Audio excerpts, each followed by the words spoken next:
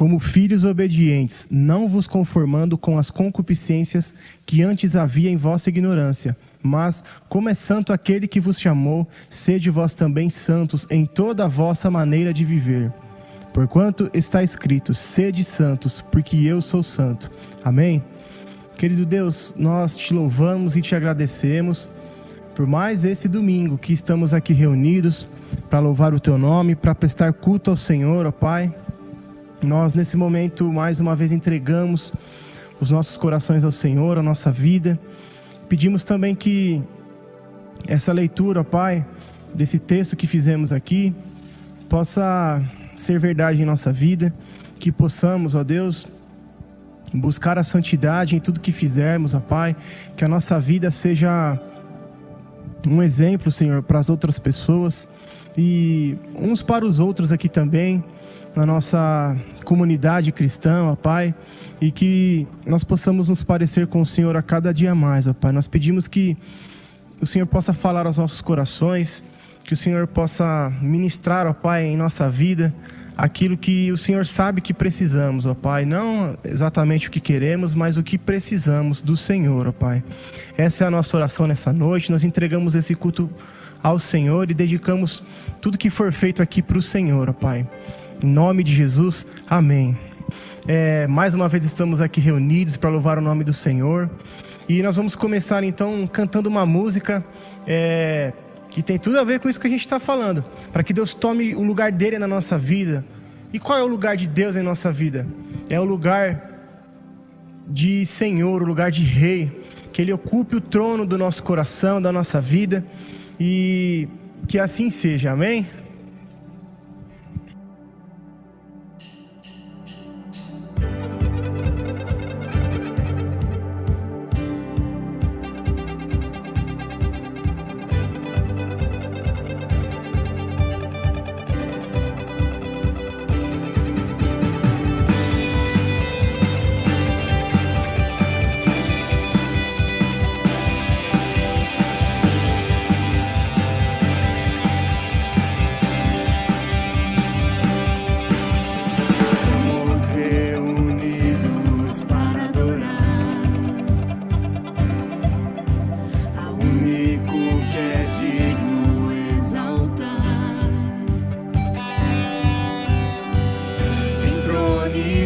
Nos louvores do teu povo, reina, reina. Toma o teu lugar na minha vida, toma o teu lugar na minha família, toma o teu lugar, Rei da glória, reina. Toma o teu lugar nesta cidade, toma o teu lugar nessa nação, toma o teu lugar, Rei da glória, reina.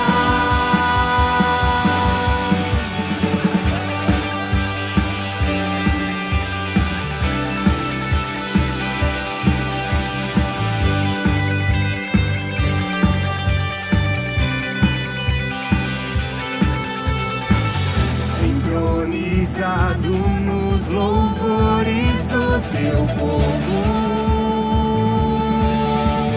reina, reina. Toma o teu lugar na minha vida, toma o teu lugar na minha família, toma o teu lugar, Rei da glória, reina. Toma o teu lugar nesta cidade, toma o teu lugar nesta nação, toma o teu lugar, Rei da glória, reina.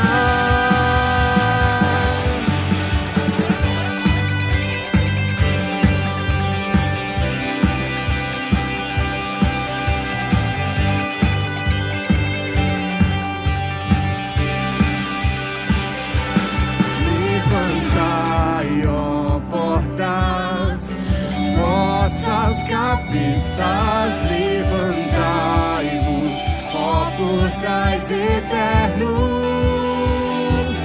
Levantai, ó portas,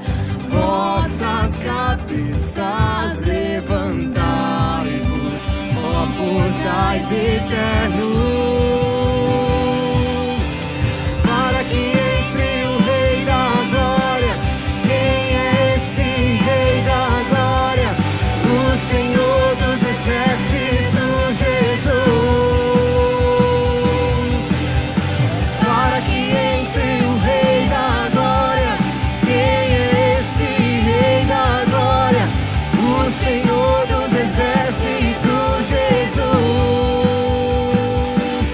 Toma o teu lugar na minha vida, toma o teu lugar na minha família, toma o teu lugar, Rei da Glória, reina.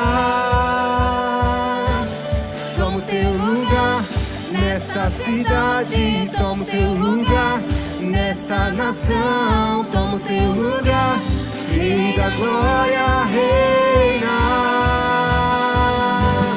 Toma o teu lugar na minha vida, toma o teu lugar na minha família, toma o teu lugar, Rei da Glória, reina. Toma o teu lugar nesta cidade, toma o teu lugar nesta nação, toma o teu lugar, Rei da Glória, reina.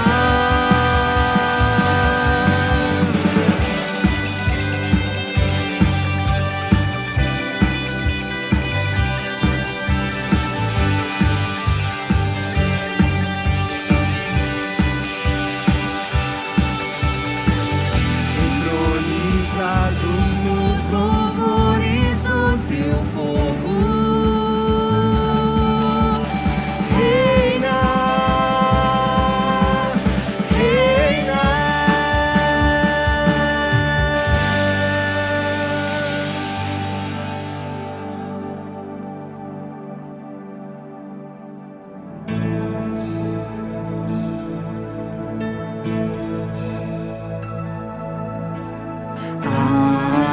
Aleluia, aleluia, ao Senhor poderoso Deus. Aleluia,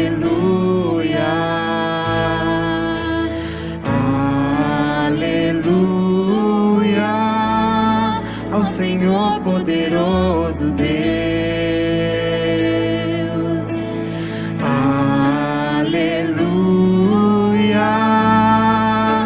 Santo, Santo é o Senhor poderoso, digno de louvor, digno de louvor. Tu és santo, santo é o Senhor poderoso, digno de louvor, digno de louvor. Amém.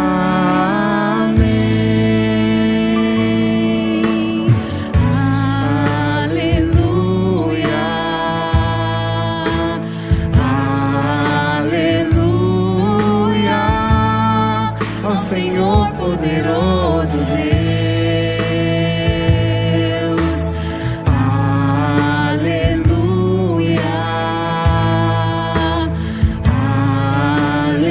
aleluia, ao Senhor poderoso Deus. Aleluia,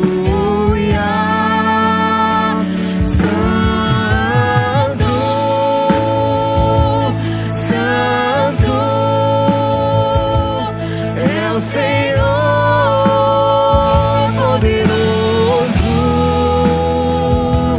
digno de louvor, digno de louvor. Tu és santo, santo é o Senhor poderoso,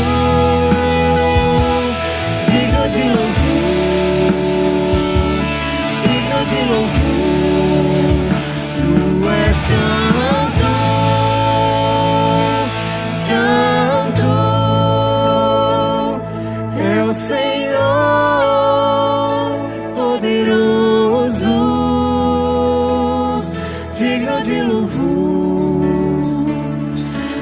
digno de louvor. Tu és santo, santo é o Senhor poderoso, digno de louvor, digno de louvor.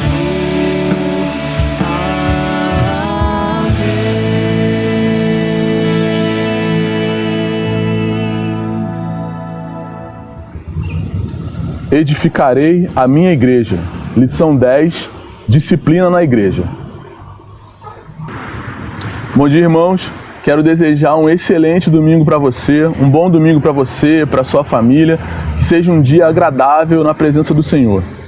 Hoje nós temos o privilégio de voltar a estudar e agora nós estamos na lição 10 e hoje vamos falar sobre um tema muito importante que é a disciplina na igreja. Disciplina na igreja parece ser um tema polêmico, mas não é. A questão é que a gente geralmente aborda esse tema só quando tem que aplicar a disciplina. E muitas vezes acaba fazendo do modo incorreto, que não é a orientação bíblica para fazer. O grande problema é que a gente não costuma conversar nem estudar sobre a disciplina. A gente simplesmente aplica. E vamos tentar mostrar os passos simples para aplicar a disciplina. Então vamos dar uma olhada, começando pelo nosso alvo de hoje.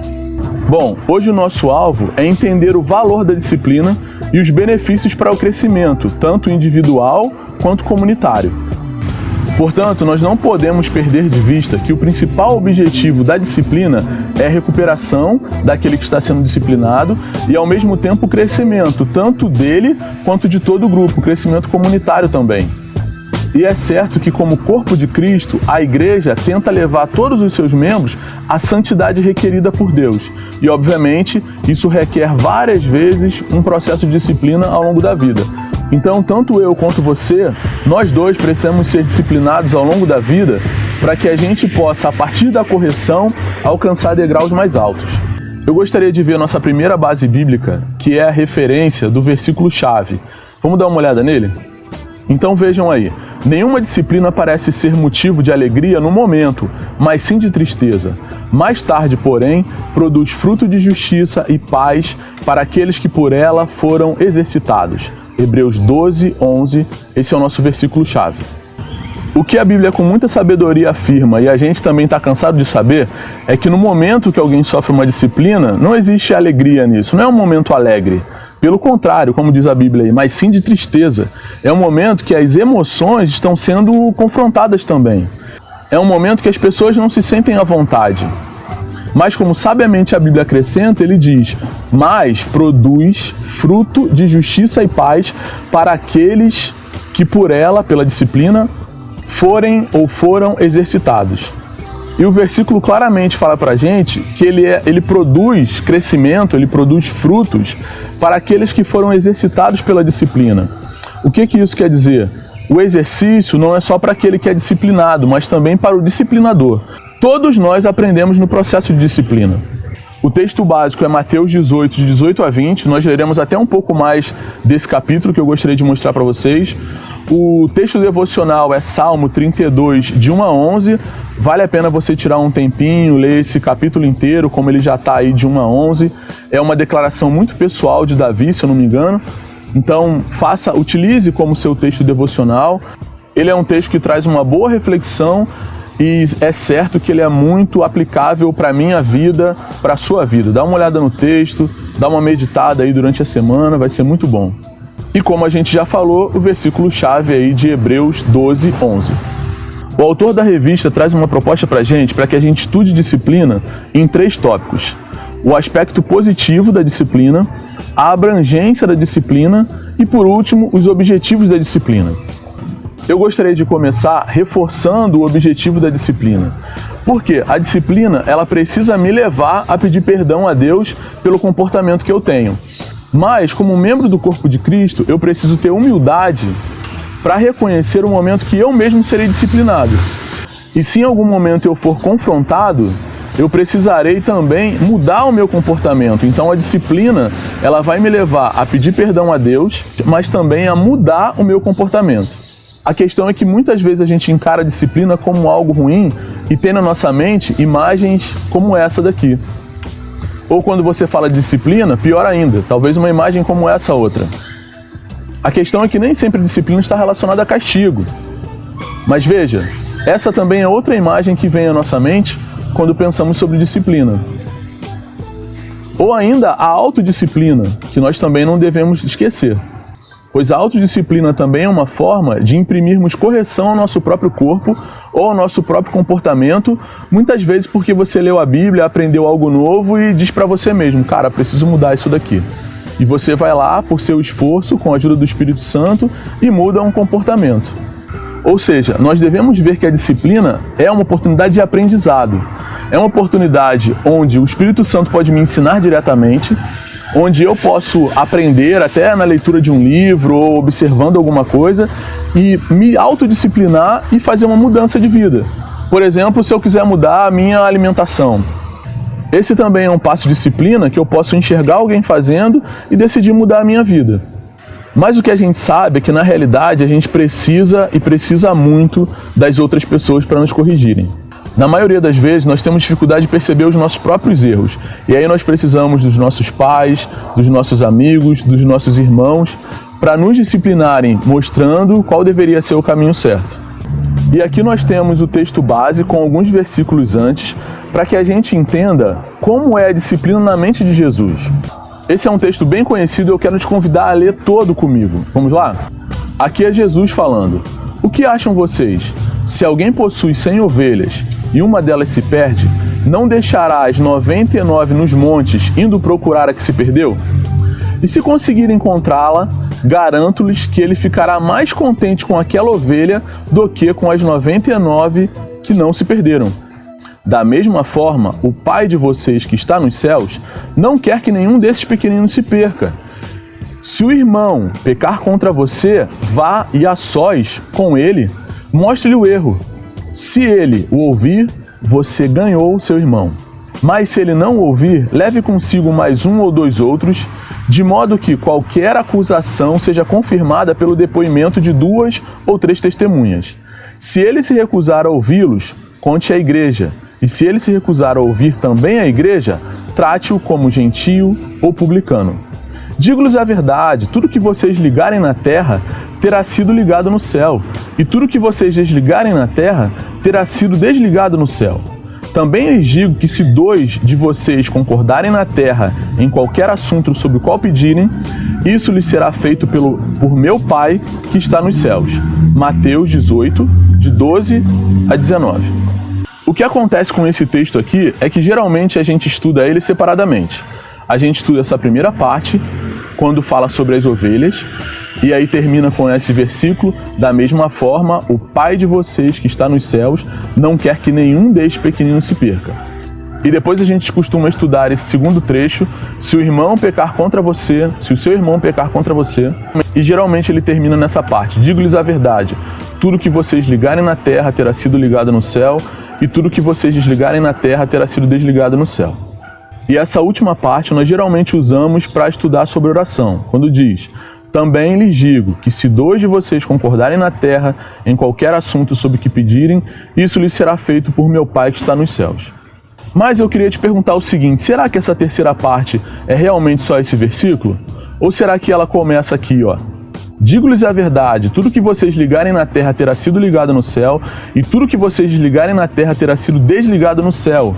Também lhes digo que se 2 de vocês concordarem na terra em qualquer assunto sobre o qual pedirem, isso lhes será feito por meu Pai que está nos céus. Talvez esse seja o ensinamento de Jesus muito mais sobre concordância do que sobre oração. Talvez muito mais sobre nossa atuação como agente do reino de Deus, ligando as coisas na terra e, como diz o texto, ligando também no céu.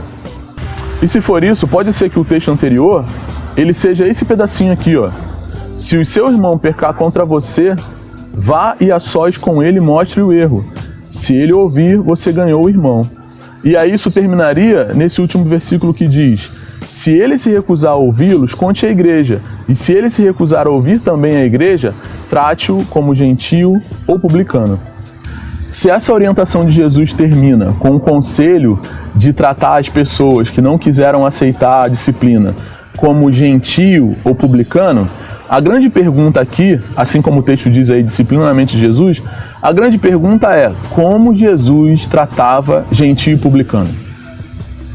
Esse texto que está escrito no Evangelho de Mateus, também conhecido como Levi, que era um dos discípulos de Jesus, por acaso ele não era publicano?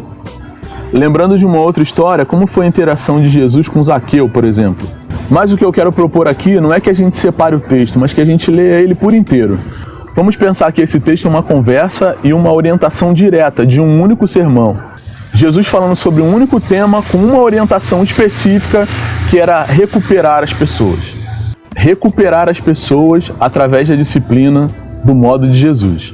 Eu lerei o texto mais uma vez e o irmão faça suas próprias reflexões. O que acham vocês? Se alguém possui 100 ovelhas e uma delas se perde, não deixará as 99 nos montes, indo procurar a que se perdeu? E se conseguir encontrá-la, garanto-lhes que ele ficará mais contente com aquela ovelha do que com as 99 que não se perderam. Da mesma forma, o Pai de vocês que está nos céus não quer que nenhum destes pequeninos se perca. Se o seu irmão pecar contra você, vá e a sós com ele, mostre-lhe o erro. Se ele o ouvir, você ganhou seu irmão. Mas se ele não ouvir, leve consigo mais um ou 2 outros, de modo que qualquer acusação seja confirmada pelo depoimento de 2 outras testemunhas. Se ele se recusar a ouvi-los, conte-o à igreja. E se ele recusar a ouvir também a igreja, trate-o como gentio ou publicano. Digo-lhes a verdade, tudo que vocês ligarem na terra terá sido ligado no céu. E tudo que vocês desligarem na terra terá sido desligado no céu. Também lhes digo que se 2 de vocês concordarem na terra em qualquer assunto sobre o qual pedirem, isso lhes será feito por meu Pai que está nos céus. Como eu disse, na minha cabeça, esse texto fala muito mais sobre recuperação do que qualquer tipo de desligamento. Jesus enxerga a disciplina como uma oportunidade de aproximar as pessoas e não de afastá-las. E ele deixa claro aqui que é um motivo de festa, é um motivo de alegria depois que a pessoa se recupera. Vamos dar uma olhada juntos em algumas partes que eu destaquei disso daqui. O primeiro ponto é esse. E se conseguir encontrá-la, garanto-lhes que ele ficará mais contente com aquela ovelha do que com as 99 que não se perderam. Aqui Jesus mostra que há um destaque para a ovelha recuperada. Ela acaba ficando, pelo menos momentaneamente, mais importante do que aquelas outras 99 ovelhas.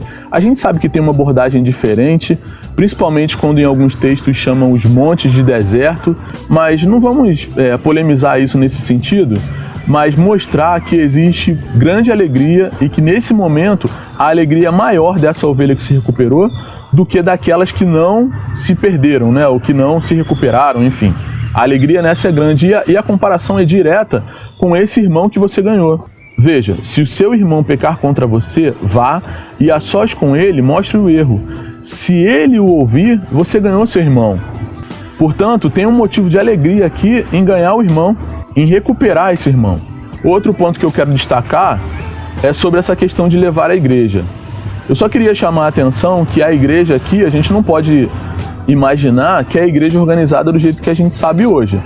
Aqui, a palavra igreja, ela está funcionando da forma básica dela de eclésia, de reunião, de assembleia, que no máximo era uma reunião em uma pequena sinagoga de uma cidadezinha ou de um povoado.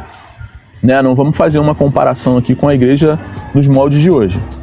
De qualquer forma, o que fica claro para nós era que Jesus queria que isso fosse levado a um grupo, para que esse grupo também fizesse uma terceira tentativa. Você já fez uma tentativa de recuperação sozinho, depois Jesus orienta para você fazer uma nova tentativa de recuperação com 1 ou 2 pessoas te acompanhando, e depois uma terceira tentativa de recuperação que é com um grupo maior, um grupo organizado, para conseguir recuperar esse irmão. E aí no final, Jesus diz que se ele não for recuperado, para você tratá-lo como gentio ou publicano. O que me parece é que esse irmão deveria ser tratado como nós tratamos todas as outras pessoas. E nesse caso, o trabalho com ele é do zero. Ele vai precisar receber todo o cuidado que nós damos para os gentios ou para os publicanos, para aquelas pessoas que não fazem parte da igreja. Mas quando nós olhamos para uma pessoa que não faz parte da igreja, o que a gente quer? Que ele faça parte da igreja. Se você conseguiu me acompanhar, é exatamente isso. O que a gente quer no final é que ele faça parte da igreja. E é isso que Jesus nos ensina sobre disciplina. No final, o que a gente quer é acolher essa pessoa e fazer dele uma pessoa melhor através da disciplina. Aqui vamos usar um exemplo de disciplina na igreja como se eu fosse corrigir o meu filho. Eu tentei buscar uma imagem de alguém que parecesse mais comigo, mas vamos dizer que esse filho aí foi adotado. Mas assim como todo filho, ele precisa ser disciplinado. E pela imagem fica bem claro qual é o motivo da correção que ele precisa receber. O quarto dele está bem bagunçado. A questão é que se eu entrar nesse quarto aí chutando a porta, arrancando o tablet da mão dele, não serei bem sucedido como disciplinador. E aí nem ele nem eu cresceremos. Então nós veremos 6 passos que eu como pai deveria dar para conseguir disciplinar meu filho a arrumar o seu quarto. Passo 1. Estar certo do comportamento incorreto observável. 2. Fazer abordagem amistosa. 3. Confirmar comportamento. 4. Esclarecer razão para mudança. 5. Acordar novo comportamento. E o 6º passo, fazer um compromisso para o acompanhamento. Para esse caso aqui, nem é preciso muito o passo 1, estar certo do comportamento incorreto observável. Basta entrar no quarto para perceber que realmente tem um comportamento incorreto aqui. Então, como pai, eu vou fazer uma simulação a partir do passo 2, como se eu estivesse falando com o meu filho.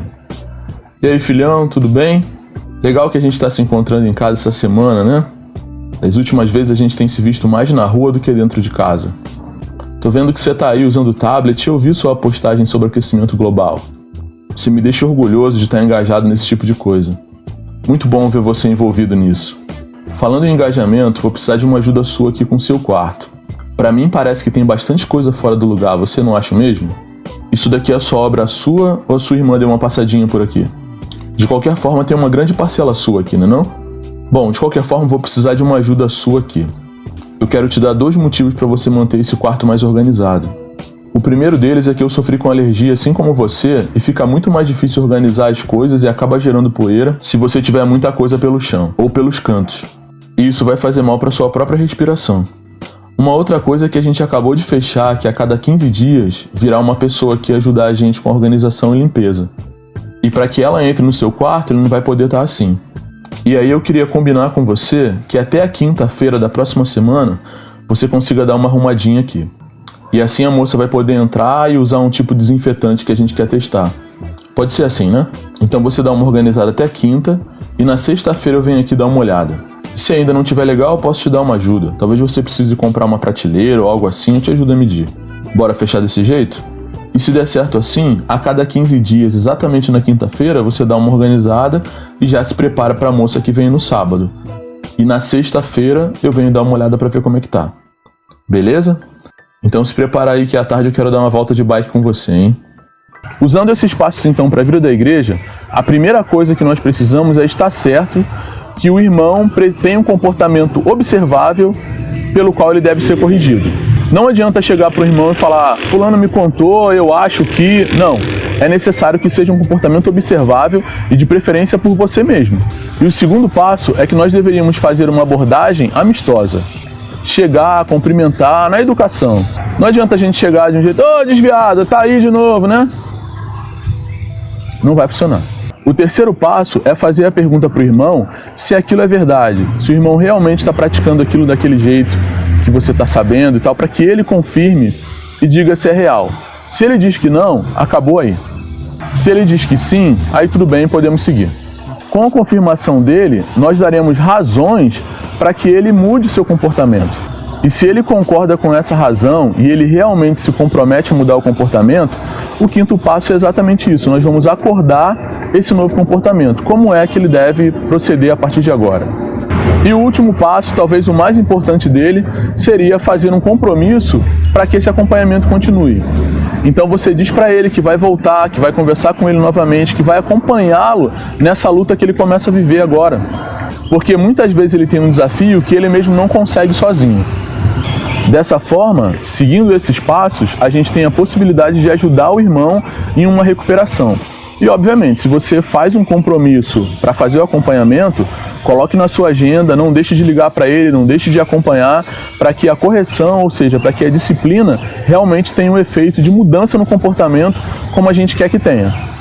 E falando em resultados esperados, para o autor da revista, um dos aspectos positivos da disciplina é justamente o temor a Deus. Veja que ele diz que a igreja deve gerar um ambiente favorável para o temor a Deus, acompanhado pelo grande amor de Deus, obviamente. Esse ambiente deve se tornar propício para a confissão de pecados.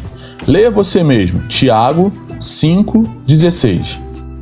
Portanto, confessem os seus pecados uns aos outros e orem uns pelos outros para serem curados. Quem confessa pecados e os deixa alcançará misericórdia.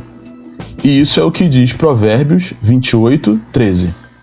Quem esconde seus pecados não prospera, mas quem os confessa e os abandona encontra misericórdia. E puxando para essa questão da confissão de pecados e alcançar misericórdia através dela, esse é o segundo aspecto positivo.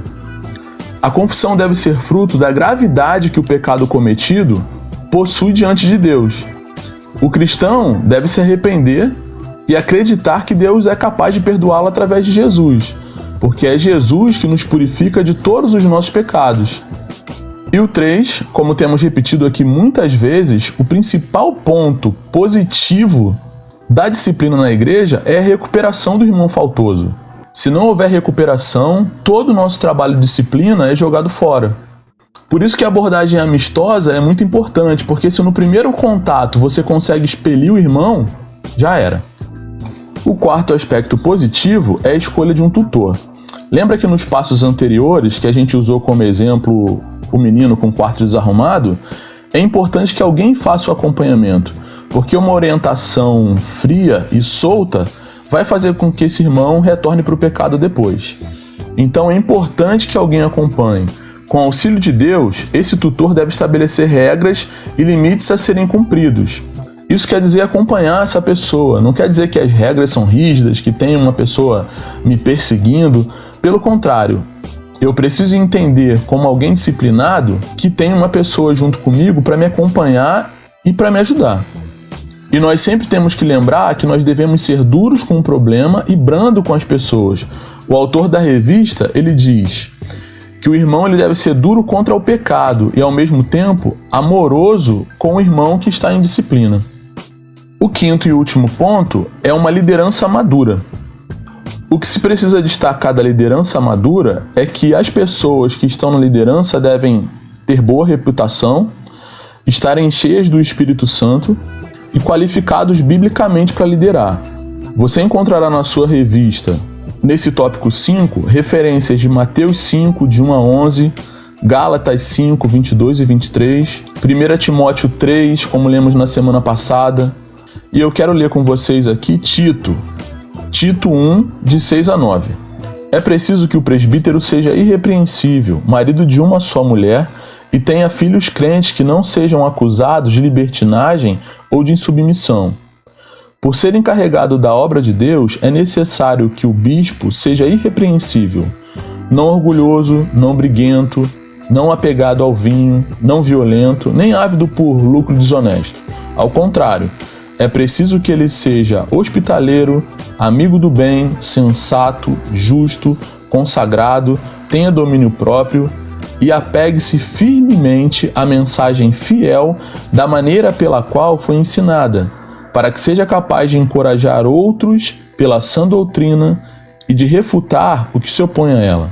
E o que a gente precisa destacar como liderança madura é que a liderança madura ela não é omissa.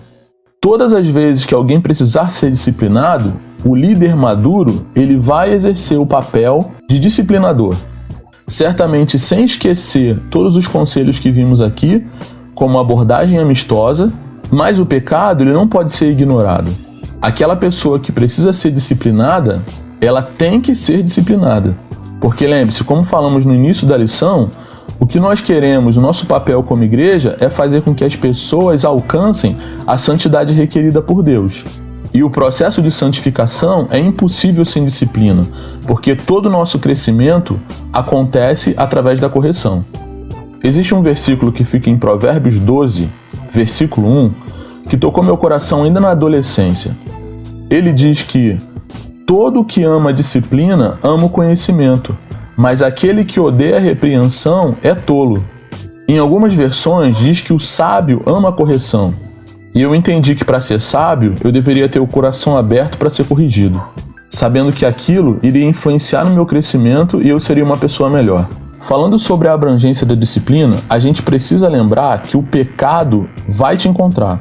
O primeiro ponto da sua revista, na abrangência da disciplina, é uma citação de Números 32, 23.